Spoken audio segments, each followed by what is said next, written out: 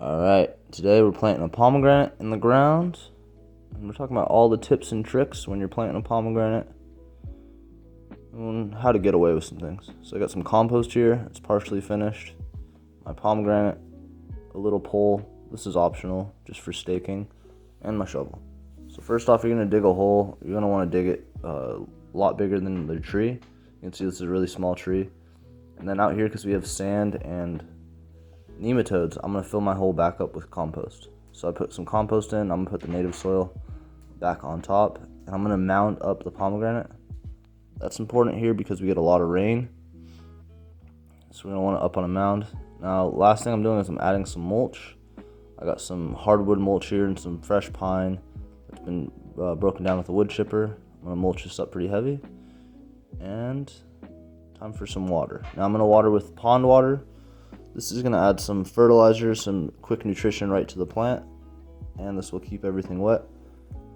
Now that mulch is going to keep everything staying nice and moist for a while, so I shouldn't have to come back and water this. Now here's another pomegranate I have planted out. We'll go check out that little guy over there. That's a Vietnamese pink, and this is the wonderful pomegranate. So this one's been in the ground for a while. This actually survived a frost, and it's starting to come back nicely. I did the same thing. You can see we're not having any issues with the nematodes. So the pomegranate is very easy to grow, and they're very expensive. If you go to your grocery store, you're paying like $3 to $5 for a freaking pomegranate. They're delicious. You should definitely grow them. And I want to touch on a few more things. If you have issues with nematodes, or you're worried you might, here's a few other things you can do once your pomegranate gets a little bit bigger. And number one is I'm going to recommend planting marigolds.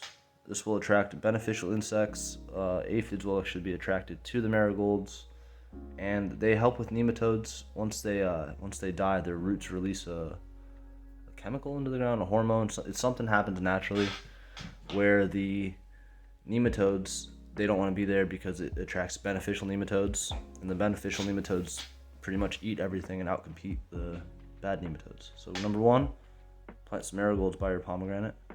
And the second thing you should do is on the other side of the pomegranate, maybe like just right under it, once it gets big enough, you can plant mustard seeds. So if you grow some mustard greens under your pomegranate and just keep chopping and dropping them, this will help with the nematodes too. The roots kind of do a similar thing. I think the smell of the mustard also repels some insects like aphids and soft-bodied insects, so that's a good thing. And they don't really compete with the pomegranate. They actually help retain water on the higher levels because mustards and marigolds don't have really long tap roots. So it's a pro tip for your pomegranate. You can grow some mustard next to them, have some marigolds for some color. And if you really want to have your pomegranates fruit fast, dig your hole like I did. The wider the better, a little bit deep, and just fill it up with compost. The more compost, the faster you're going to grow. The roots will just start growing through that compost like crazy.